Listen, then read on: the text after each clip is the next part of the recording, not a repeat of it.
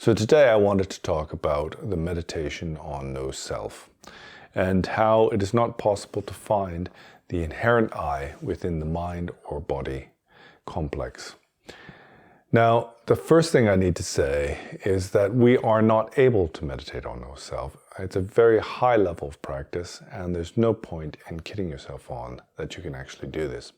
And meditating on no self also requires that you have what is called certainty in the truth of no self. And what is the truth of no self? Well, it's realization of the empty nature of the individual. So there's realization of the empty nature of the individual, and there's realization of the empty nature of phenomena. But these are a very high level of realization. And the main mistake that people make is that they have a mere kind of conceptual understanding of the truth of emptiness or the truth of no self. They've merely heard a few logical arguments, and they think that that equates to understanding or experiencing emptiness or no self, or even sometimes people fool themselves to the extent which they believe that they have realized the truth of no self. There's the story of Dharma-Rakshita, who is the teacher of Atisha. And Dharma-Rakshita was a Hinayanist, but he had this natural disposition. He had this kind of natural bodhicitta. And there was somebody in his village who had become very sick. And the doctor said what they needed was the flesh from a living human being in order to cure this person, otherwise they would die. So I suppose it's a bit like an organ transplant, if they could do that sort of thing 1,000 years ago, who knows? But having heard this, then Dharma-Rakshita, having this natural Mahayana disposition, then readily offered his own flesh, and he cut some flesh off from his thigh, it's told.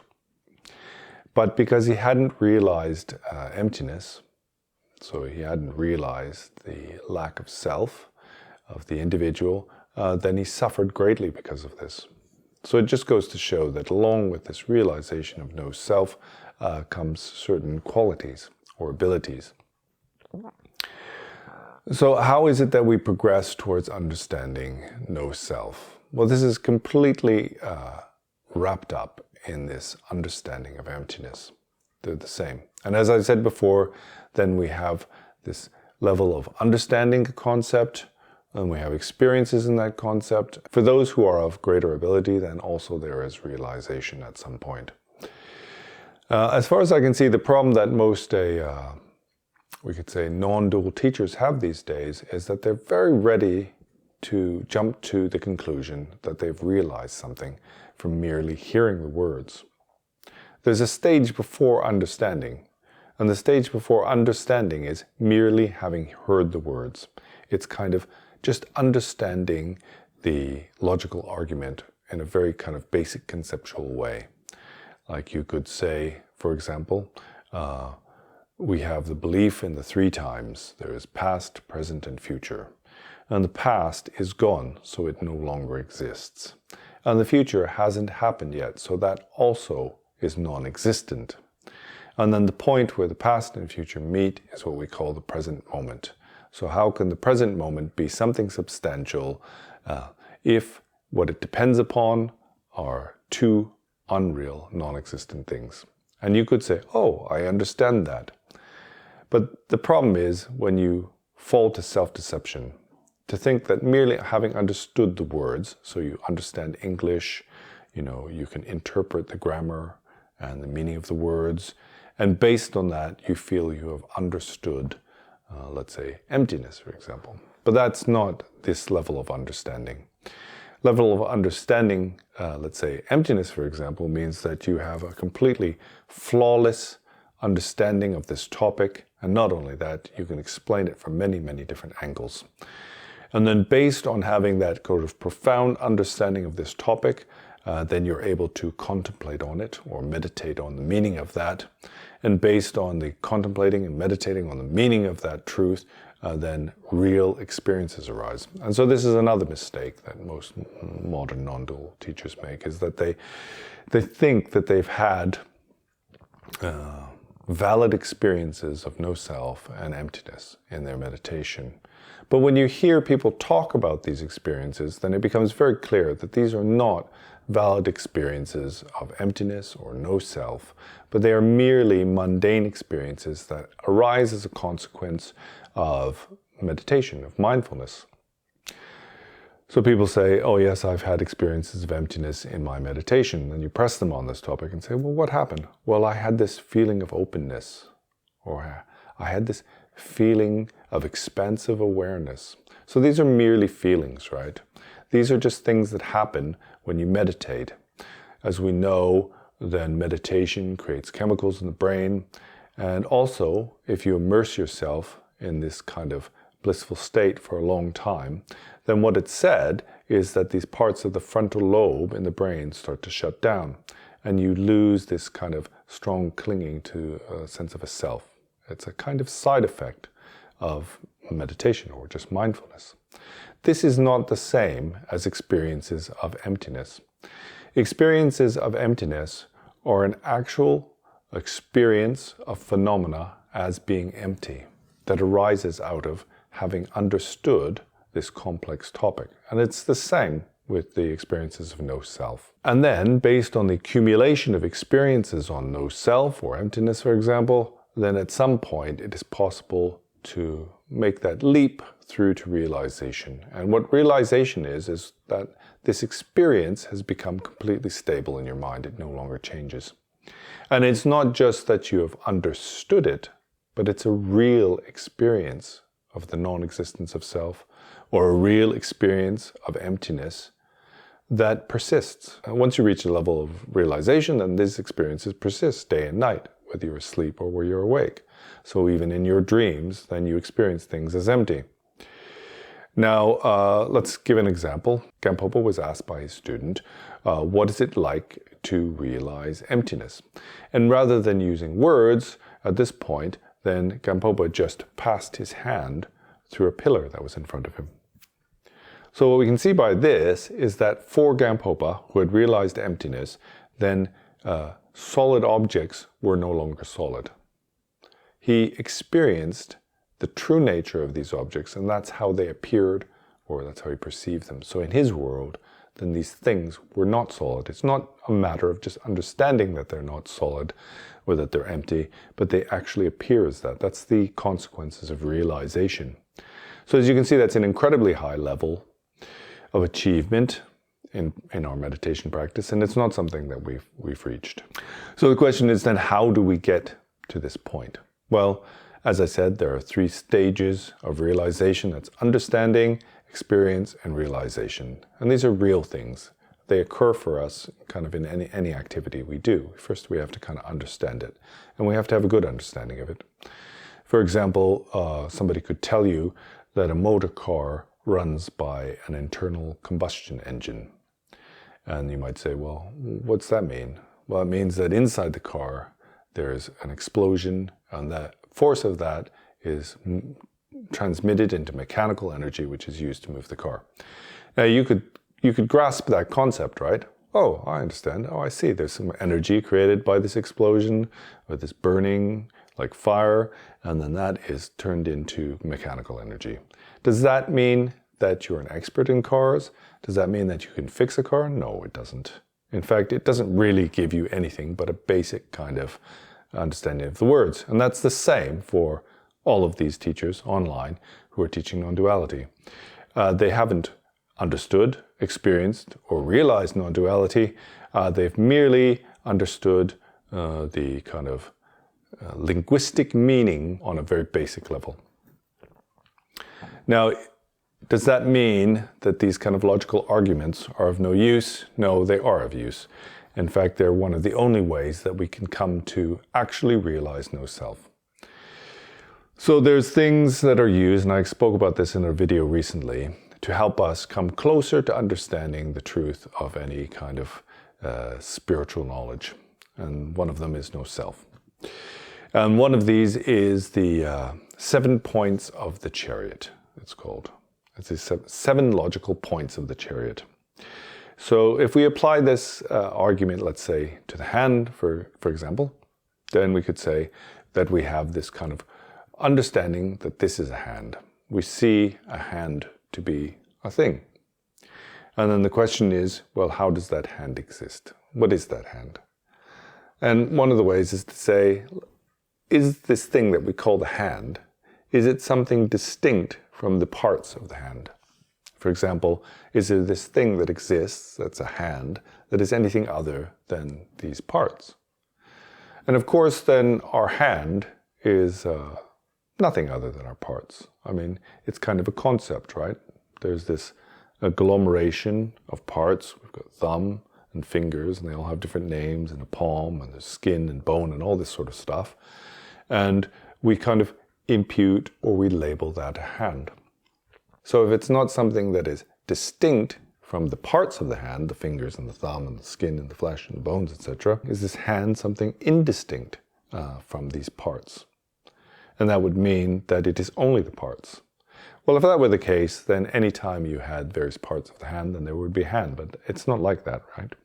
We only think about the hand in terms of this thing that we use that functions in and is very useful to us. And then there's other questions. For example, does the hand exist within the parts? Or is it outside of the parts? If it's within the parts, let's say the hand exists within the finger, that would mean that every finger was a hand. Right? So these are kind of logical ideas. You could also say, is a hand defined by its function? For example, I use it to grasp things and to draw and to write letters, to cook food. Is it in the function of the hand? But there are many things that we can use for these functions. We have kind of robotic arms, and we have prosthetics, and also people who don't have hands then use their feet as hands. So we see that it's not part of the function. So it's very much this kind of process of analyzing things in great detail to come closer to an understanding. And what it does is it makes the mind more accepting of the idea of no self. But it's not the same as realizing that. So just hearing the words, there is no self, doesn't help us. And also just looking at one of these logical arguments, like, well, I've got a hand. If I remove this finger, is it still a hand? And we generally say, well, yes, you still have a hand. You're just missing like the first finger, index finger. And so we kind of analyze it in that way. We can analyze it physically, we can analyze it mentally, but we break down this notion that there is such a thing as a hand that is other than just a convenient kind of concept that we use to describe something. And in Buddhism, then we use these arguments for everything, for being a man and a woman. We say, what is the reason for believing you're a man? Is there any difference between the flesh of a woman and the flesh of a man, etc.? And so we look at these kind of imputations, these concepts that we use to describe our world around us, our environment and ourselves. And by that, and by intensive study, then the mind becomes pliable, malleable, and very accepting of these ideas. Because let's be honest, we have a very, very strong sense of self. If I say to you, oh, well, this inherent I, where does it exist? Does it exist in the mind or does it exist in the body? Well, we can see that we can't find this I in our arm or knee, in our foot, etc. But likewise, we can't merely say that this me, this I, exists only within the mind. There is this kind of feeling in the modern times that we can take the human brain and put it in a jar, and then maybe 1,000 years from now, when science has advanced enough, we could put that into another body, and then we would still be ourselves. Which is a kind of interesting idea. What is it? It's basically the notion that we exist within the brain. The person exists within the brain. But there was a point made by a physicist I read recently in a very interesting book, and he said, well, let's say you were like a 17-year-old boy, and then you took your brain and you put it into the body of a 50-year-old woman. Would you be the same person? So this idea that we exist in the brain would say, yes, we would be the same person.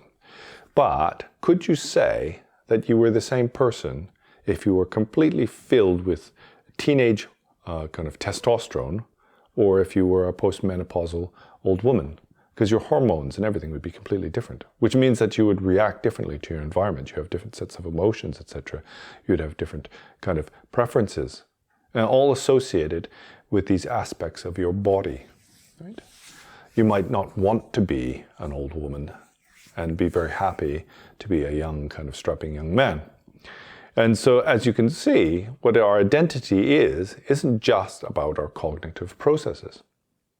So this is one way of coming to understand what an individual is or self is.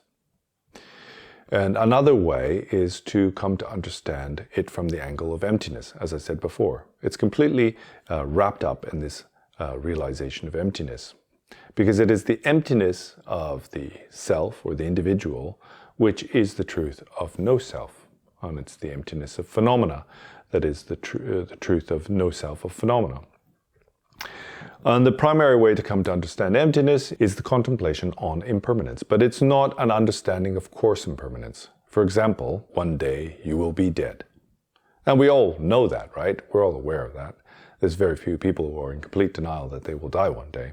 So this understanding that one day we will no longer exist or we will pass away is a coarse understanding of impermanence. This is coarse impermanence.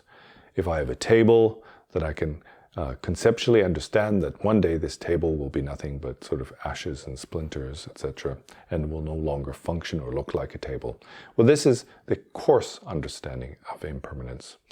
What you need to realize this emptiness is you need an understanding of the subtle impermanence of phenomena. And the subtle impermanence of phenomena is the understanding that phenomena never remain the same, or never have a fixed identity, you could say. It's not just that they're changing, it's that these entities, these things that we refer to as real, are never themselves fixed in any way. They're kind of ephemeral in every moment of their existence. Now that's very difficult for us. We don't look at a table and see that table as if it was continually changing. It looks very static to us.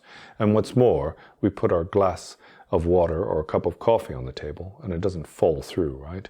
For us, it's a dependable and stable object. And aside from sort of getting an axe and chopping it up, then it will remain for some time. So we don't have any appreciation of the subtle impermanence of phenomena and of the self. One avenue of investigation I would suggest for this is to look into quantum mechanics, especially this notion of quantum uncertainty and the idea of superpositions. So it's quite a deep topic, and I'll probably make a video on this at another time. But any of you who have some sort of foundation in physics, then it would be very helpful for you to study this topic. It will bring you closer to understanding the truth of emptiness, but only if you really investigate in it to a great degree. So now I said there's these three stages of kind of realization. There's understanding, and there's the experience, and there's realization, right? But there's also three stages of coming to understand something, and that's study, contemplation, and meditation. These are very closely linked. And the study part is looking at texts that explain logical arguments, listening to teachers who explain all the reasons why there is no self. And it's a big topic, right? And it covers every angle. And you do need to study. You know, you won't get it just from hearing a few trite statements. This is the problem that most people make, is they just hear a statement, something they've heard before, everything is empty. Well, that statement doesn't help you in any way. An acceptance of that is just an acceptance of the trite statements of others. So this idea of these sort of trite statements, so they're things that you hear kind of repeatedly over and over again, and then you accept them without actually investigating or looking for the proof of that. That's what it is. You know, that's what this kind of trite means. So you have to study. Let's look at somebody who has real experiences of emptiness, and that's the Dalai Lama. So as you know, the Dalai Lama is on what we call the higher stage of the path of accumulation. There's three stages. There's the lesser, middling, and higher stage of the path of accumulation. And the Dalai Lama claims to be on this higher stage of the path of accumulation. Now, is he just saying that out of a doctrinal belief or following a belief system? No, not really. He's got very good reasons for that. He's basing it on his actual experience in meditation. So you hear many, many modern day spiritual teachers talking about how they have experiences of emptiness, etc., etc., etc. Well, this is the basis for the Dalai Lama claiming to be on this third stage of the path of accumulation, because that's where it's taught that you have the first real experiences of emptiness. And so the Dalai Lama has got this prior stage that comes from the first stage, which is study. So study, contemplation, meditation. From this first stage, study, then Dalai Lama has understanding of emptiness. And this is sort of an infallible understanding. He can discuss this with anybody. It doesn't matter who they are. They can be quantum physicists, chemists, they can be spiritual leaders from whatever tradition. Then he can explain his understanding on this topic in great detail, in an infallible way, and kind of an irrefutable way as well. And he can explain it from many, many different angles. And not only that, he's memorized loads and loads of different texts, and he can repeat all the various different logical arguments. This is what we mean by understanding. It's quite a profound level. It's like being a PhD of emptiness. And he achieved that quite some time ago, because he's been studying for decades and decades and decades, and he's incredibly intelligent. So based on that, then he engaged in the second stage of practice, which is contemplation. So he contemplated the meaning that he'd understood. This first stage is to understand. It's to study and understand topic in great depth. And then the second stage is to come to a more personal understanding through contemplation. And through this, you develop a kind of certainty in the truth. And then it's by meditating or cultivating, let's say, it's by cultivating this kind of certainty on this topic that one starts to have real experiences of emptiness. For example, real experiences of the kind of ephemeral nature or the lack of solidity or the lack of reality of these apparently outer and solid objects, and also of the self, the ego, etc. And so he's quite honest about where he is. He doesn't claim to be awakened, etc. He doesn't claim to be a Buddha, although his students think he is. He's very kind of pragmatic about it. He feels that within his meditation, he's had these kind of real experiences of emptiness. And so this is also associated with this understanding of no self. Something you have to understand is that with a realization of no self comes liberation from samsara. So, these teachers who have realized no self, but still experience physical and mental suffering, are just kidding themselves on. It's just self-deception. Where there is no self, there is no suffering of any kind. There's no mental or physical suffering.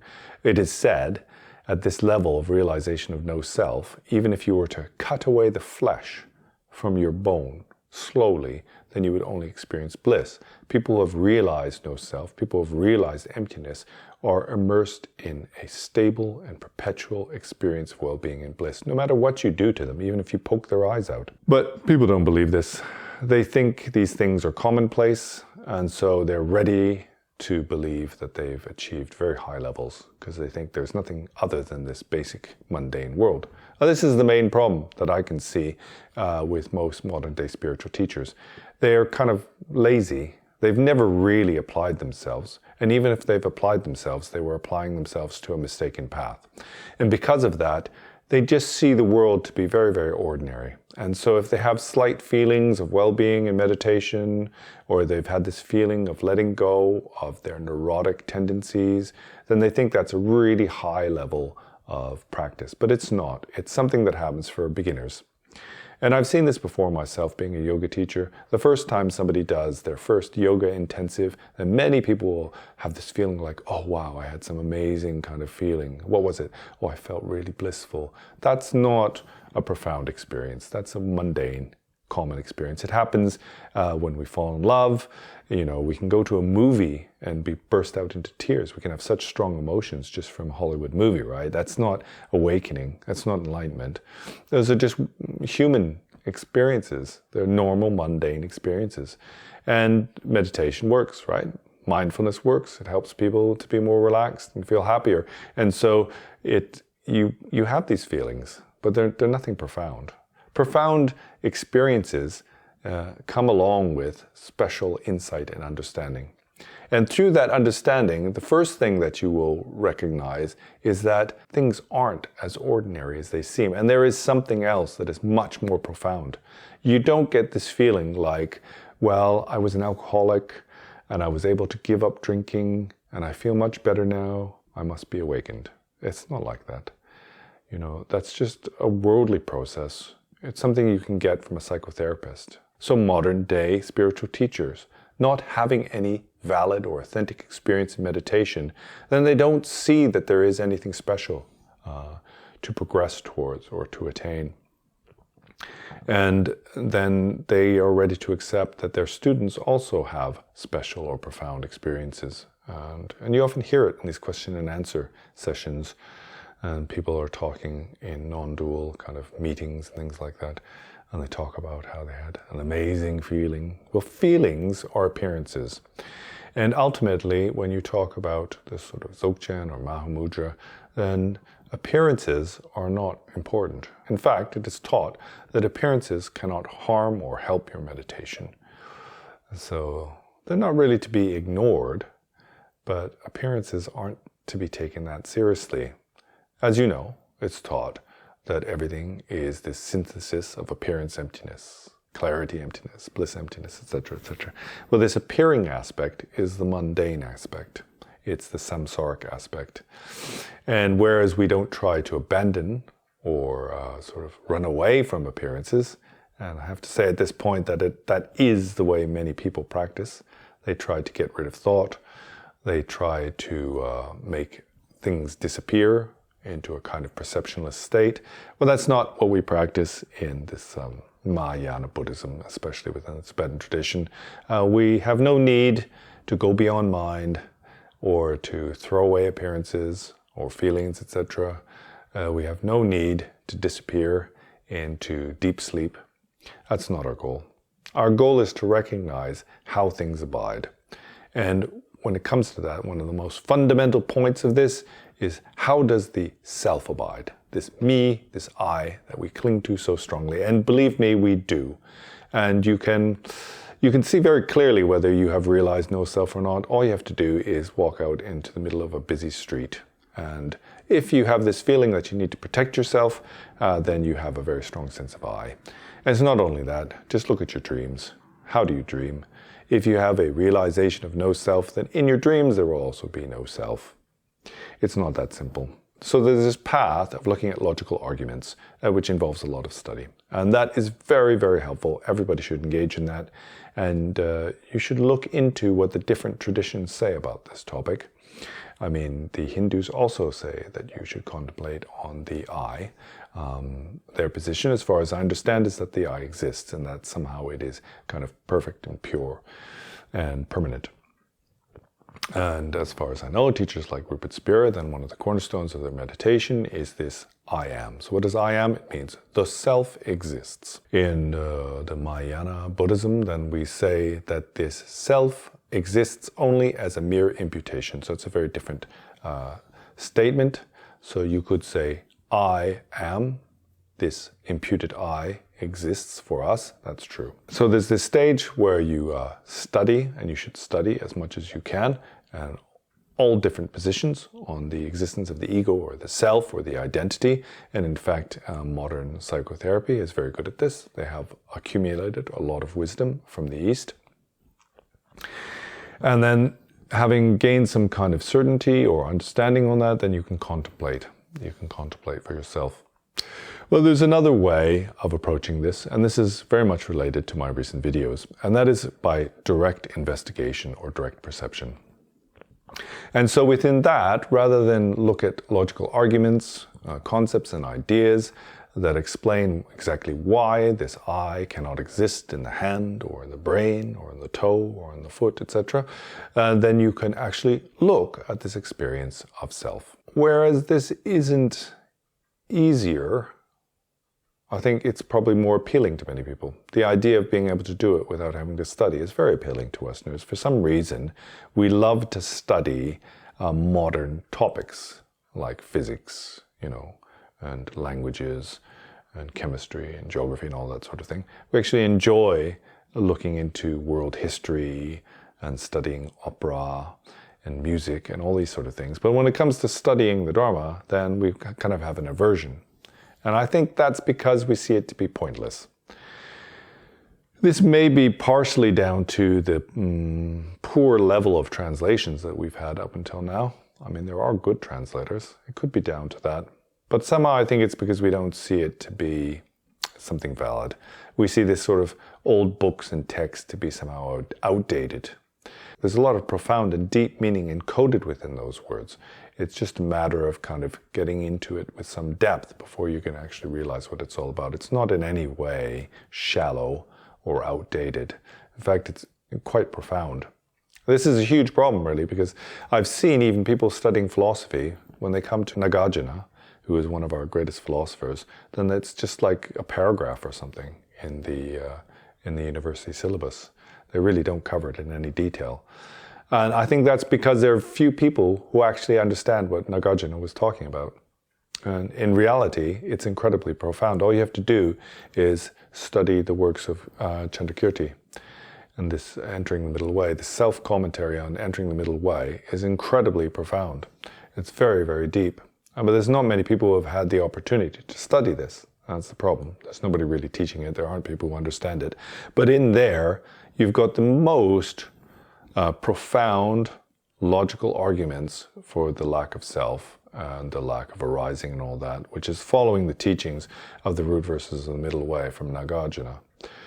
If you get a chance, I suggest you study this and you don't take it lightly. Unfortunately, as Westerners, then we do take these things lightly. We don't see them to be important.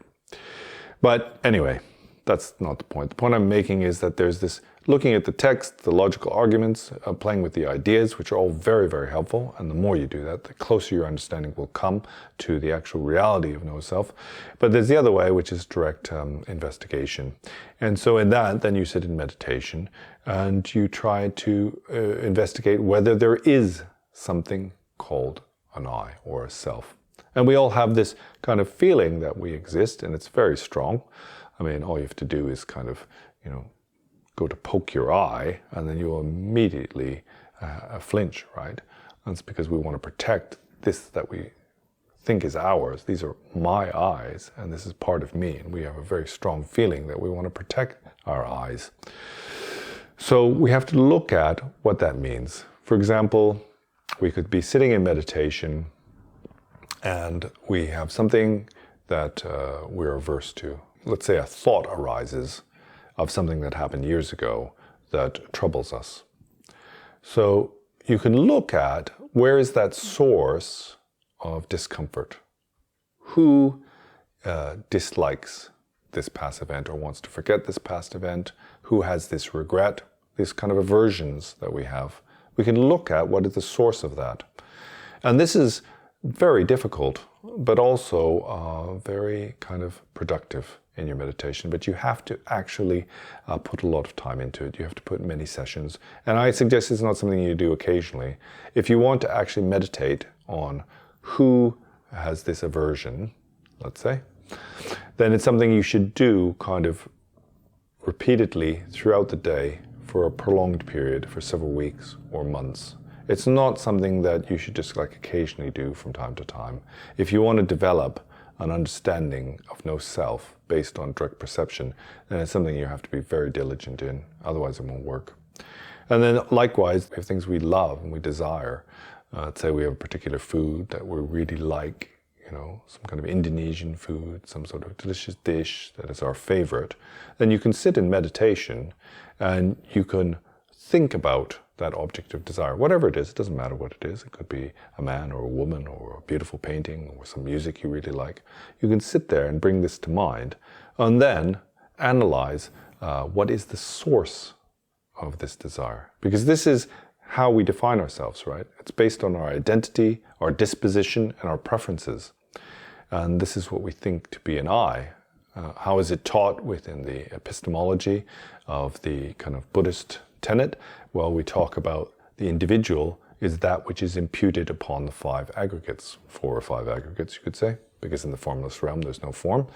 And so it is, we impute the notion of an I on things like the form of the body, our feelings, our perceptions, our mental formations, and our consciousness. And so it's any of these things that we impute the I on.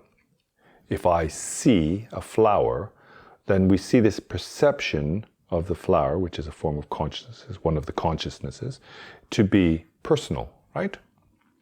If I see a beautiful flower or a painting, then the perception of this is something I see to be my perception. So it's associated with the I. We impute the I on this. Also, our form, our body. So you can go and look in the mirror and you can look at your body. And we see that we impute the sense of choga on this form of this body. So it's imputed on these things, imputed on our feelings of likes and dislikes and neutrality. Okay? When it comes to perceptions and formations, this is a little bit more difficult.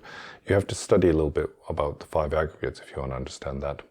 But in general, we can associate with this form, feeling, and consciousness. And these are also avenues of direct perception. We can actually look at this perception of a form, so this is I consciousness, and we can try to see if there is this individual or self who has this experience.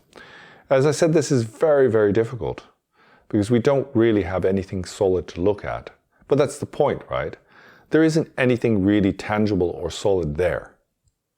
However, we still have a strong sense of I, of this identity. By doing that, and as I said, continuously and over a prolonged period of time, then you will start to develop a kind of uncontrived and natural feeling of this no self.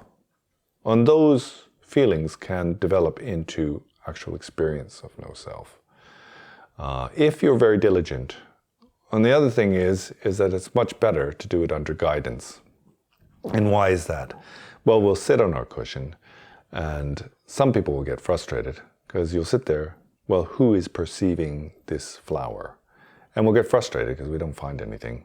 And it's almost as if like, well, there might be something there, but I'm just not able to see it. It's too difficult. So if you have somebody to kind of relate your experiences to, your feelings to, and a good teacher, then they can kind of guide you a little bit and stop you from getting kind of confused and falling into pitfalls. And there are potential hazards and pitfalls. So it's usually, in general, it's better to seek the advice from somebody you see to be kind of more experienced than you are in this. And by seeking their advice, then you can be brought closer to the truth. Of course, many teachers teach that there is this I, and there is a self. And so if you go to see them, then it's not going to help you to realize no self, right? Well, that's kind of difficult. First, you have to kind of look at your own motivation, your own intention. What is it that you're trying to achieve? And then you need to kind of seek out the methods that are going to help you to achieve that. So if you want to rest in the Brahman, then you'd better go find a good and learned Hindu teacher to help you do that, because a Buddhist teacher is not going to help you do that, because we refute the existence of a Brahman or a collective consciousness, etc. And if you want to realize no self, then you're better off either going to see a Buddhist teacher, or also I think there are some kind of, there's a subsect of the Hindu tradition that teaches that there's no self. Anyway, I don't have much more to say on this. I hope there was something practical there for you to work with. And I will see you soon in the next video. And thank you for your attention. Goodbye.